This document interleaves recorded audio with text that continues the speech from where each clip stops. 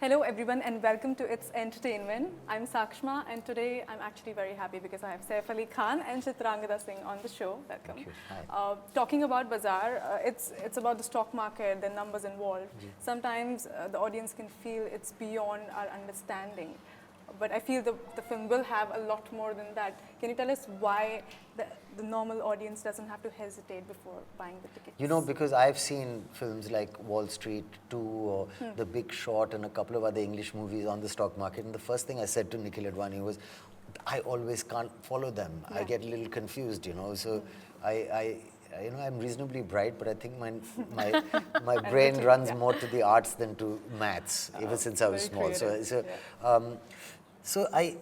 He said, look, it's not about that, and it wasn't about that. When I read it, it's like how Dallas or Dynasty is about business families, but you don't need to understand business. It's more the drama of their lives, right?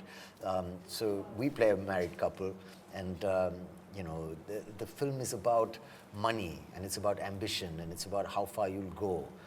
And it's just a tool, and it's an interesting world, and it's an interesting backdrop. It could have been a war movie, it could have been a film about sports, but it's a film about the share market and the diamond market. So it's just set in that world, but it's not about that at all. You know, it's about people, and it's about greed, and it's about, so it's like a drama, and it's about relationships, and it's about like how much would you give up for power, for ambition? I believe you came on board like 10 days before the shoot. Almost, yeah, literally. No, I think they already started shooting some bits of it. Oh, so you had no time to prep. Is that because the role was in your comfort zone, or was this a risk? Well, no, I mean, it wasn't like something needed a lot of prep.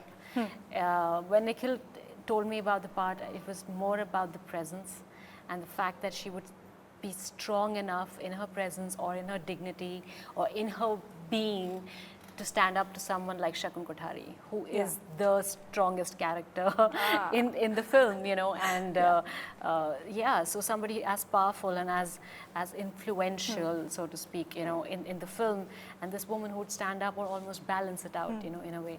So yeah, I think that's what I needed to place. It was more in the being than really prepping for something like this, but just understanding, which of course we had a couple of, conversations and we discussed, and yeah, I think I did okay. No, you did wonderfully. And Shakun, if I talk about, he is immensely successful, we can make out, but he seems a bit ruthless.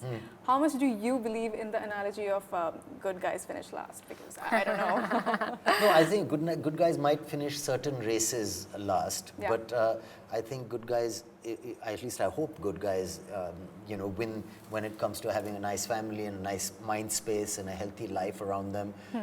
Because I believe in karma and your conscience, and I believe that if you're, a good person, you create that around you, and that's the most important thing. A lot of people have money, but things like whether it's education through not necessarily being lucky enough to go to Harvard or Oxford or something, but through books and a little effort of your own to educate your mind, the beauty of learning something, to have a little culture in life.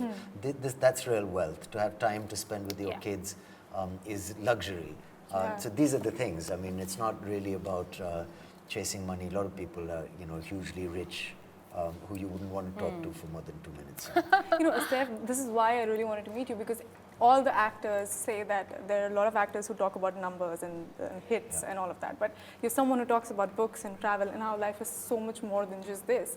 Where does this security come from? No, I'm definitely part of this industry, and I love working in movies, but I know that there can be a lot of negativity that takes over your life. Also, I think it basically comes from the fact that my parents and my father wasn't from, and even though they were from the industry, or she worked in the industry, my mother, conversation at home at the dining table wasn't about films. It's not, because it's like a Buddhist approach. You don't want to obsess about something that's transient, that might not be there tomorrow. You have to build your homes on things that are solid. You have to have friends that are not interested in whether you're successful or not, or that kind of thing. So that's what my daughter said it to me quite well the other day. She said, Karan asked her the same question on the show we were doing. She said, you get your happiness from other things. So it's not actually from Friday, and it's not from movies. It's never been. I love it. I'm passionate about it. It completes my life. That's how much I love it. That having a creative job is the most absorbing and wonderful thing. It's the hinge that holds my life together, being in films.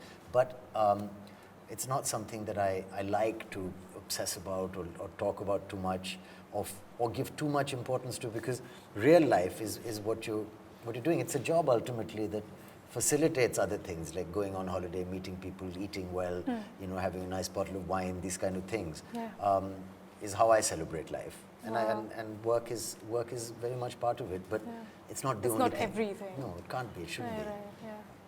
Wow. Chitrangda, you are an incredibly gorgeous woman.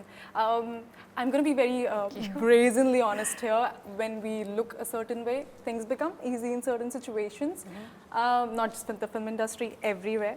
Have you ever sometimes taken advantage in just a second of the fact that you're a pretty girl and maybe you might get something easily, like, you know, cross a signal, break a signal, and you know, a lot of models say that when you're caught, you just smile at them and they let you go without a fine. Have you ever taken advantage of that in a certain way? Oh, wow.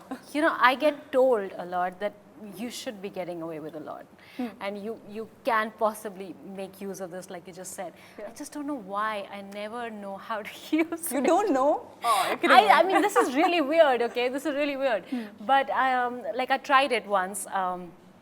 But then I always get caught in trying to be more logical than the person that I'm talking to, or trying to have my point of view. So in the middle of all of this, there is some logic or a certain amount of some absolutely not required intelligence that drops in, which kind of just, you know, spoils the whole thing about trying to help a girl who's kind of, you know, in need. Never done it. It's just like, I've done it. I'm going to say it on camera. I swear, but I've seen some girls doing it really well, and When I did think. you do it last? I don't know. I guess when I had to get into the theater and. So what's the face then? No, I wanted Show me the popcorn and face. I wanted cheese and caramel So mix. how do you do it? And I said I could only have salted, and I said, "Oh, come on." And he said, "Okay," and he just gave it. That's it. Like, And I didn't come pay on. extra for that, so that's cool.